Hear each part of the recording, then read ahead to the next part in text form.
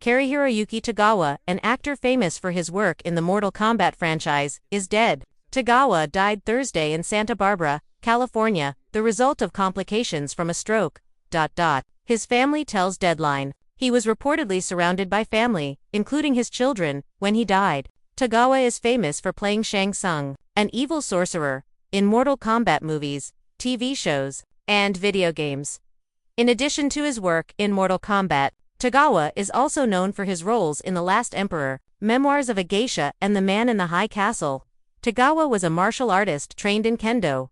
He was born in Japan but moved to Fort Bragg, North Carolina when he was 5 years old. In a 2010 interview, he recalled being Japanese in the South in the 1950s, saying it was pretty tough. Among his nearly 150 acting credits, Big Trouble in Little China, Tekken, Pearl Harbor, Planet of the Apes, Elektra, Snow Falling on Cedars, 47 Ronin, and License to Kill.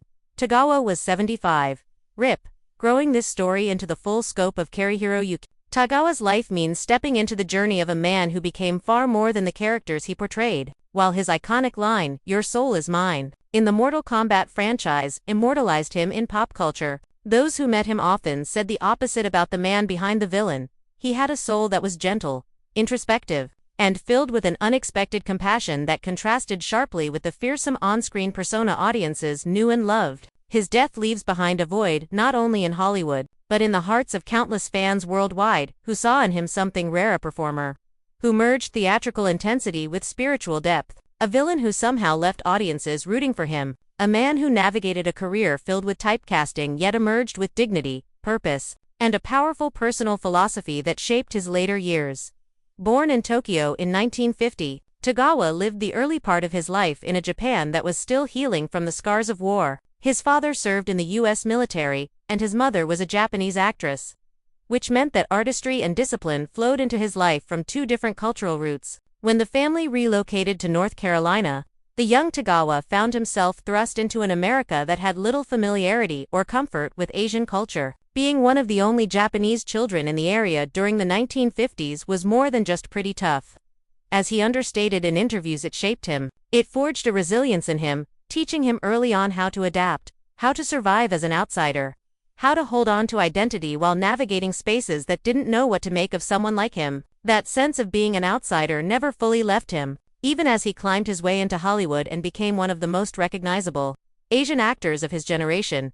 Long before he was Shang Tsung, he was a young man trying to find a voice in a country that had already decided what people who looked like him were supposed to be. Hollywood in the 1970s and 80s wasn't kind to Asian actors. They were often given the roles of villains, sidekicks, stereotypes, or background figures whose purpose was to decorate the world of white protagonists without ever being allowed to exist as fully realized humans. But Tagawa didn't enter the industry bitterly.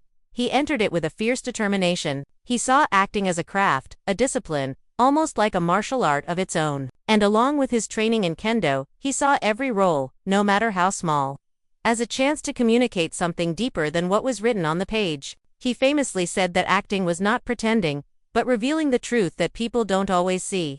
This is partly why his villains felt so real. He didn't play them as monsters, he played them as people who believed in what they were doing. His breakout came in Bernardo Bertolucci's The Last Emperor, a sweeping epic that introduced him to audiences as someone who brought gravitas and subtlety to every scene. Yet even then, many casting directors could not see beyond his ethnicity. He was often labeled as the villain actor, a title that could have reduced another performer to bitterness. But Tagawa used it as an opportunity. If Hollywood insisted he play villains, then he would become the most unforgettable villain they had ever seen. He brought elegance to menace, philosophy to cruelty, intelligence to threat. He approached villainy with the precision of a swordsman, controlled, calculated, and sharp. His role as Shang Tsung in Mortal Kombat became the defining moment of his career. Fans of the franchise still argue that no one else has ever truly captured the essence of the character the way Tagawa did, when he narrowed his eyes and delivered those iconic lines. He didn't just play a sorcerer, he embodied the very spirit of the character. People who had never seen the original video games suddenly knew who Shang Tsung was. He made the character so iconic that decades later, when the franchise rebooted in 2019, the creators brought him back not just as a voice actor, but as the visual model for the new version of the character. For many fans, it wasn't Mortal Kombat unless Cary-Hiroyuki Tagawa was part of it. But Tagawa's legacy extends far beyond one character. In Memoirs of a Geisha, he offered a performance rooted in quiet dignity and emotional layers. In The Man in the High Castle, he portrayed Nobusuke Tagomi, a role that became one of the most significant of his career. Through Tagomi, Tagawa explored themes of identity, peace, sacrifice, and the weight of history. He often said that Tagomi allowed him to access parts of himself that he had never been able to express through other characters. His performance was so nuanced, so human, that for many viewers he became the emotional anchor of the entire series. Even critics who were unfamiliar with his work praised the richness he brought to the role, calling it one of the best performances of his career. Despite playing some of cinema's most intense villains, Tagawa was known among colleagues for his extraordinary gentleness. Co-stars often described him as calm, spiritual, almost meditative. He practiced healing arts, spoke about energy and intention, and believed deeply in the idea that every person had a purpose. In his later years, he became an ambassador of sorts, advocating for better representation of Asian actors in Western media, and pushing for roles that reflected humanity rather than stereotypes. He once said, "An actor's job is to reflect the truth of the human heart." That idea stayed with him, shaping every role he accepted. His martial arts background was not just a physical discipline but a philosophical one. Kendo shaped his posture, his presence, the stillness he was known for on-screen. Even when he stood without moving, you could feel something simmering beneath the surface. That energy was not accidental, it was intentional, cultivated through years of training. He believed that motion and stillness were equally powerful tools for storytelling, and he used both masterfully. Over a career spanning nearly 150 credits, Tagawa worked with some of Hollywood's biggest directors and actors, from Big Trouble in Little China to Pearl Harbor, from Planet of the Apes to 47 Ronin.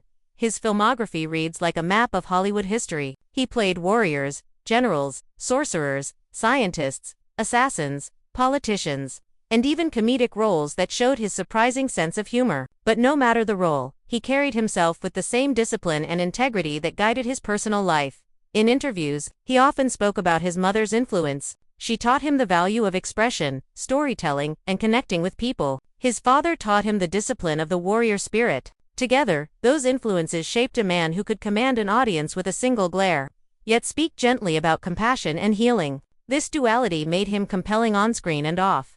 Those close to him say that in the final years of his life, Tagawa softened even more. He became deeply spiritual, reflective, grateful. He spent more time teaching, mentoring young actors, and sharing wisdom that could only come from a lifetime of navigating an industry that wasn't always welcoming. His quiet philosophy left an imprint on everyone he worked with. When news broke of his passing, fans across the world reacted with shock and sadness. Tributes poured in from actors, directors, gamers, martial artists, and longtime supporters who felt a genuine connection to him. Many said the same thing, that Tagawa's performances had shaped their childhoods, that he was the villain they could never forget, the presence that made movies unforgettable. For many, he was the face of an era,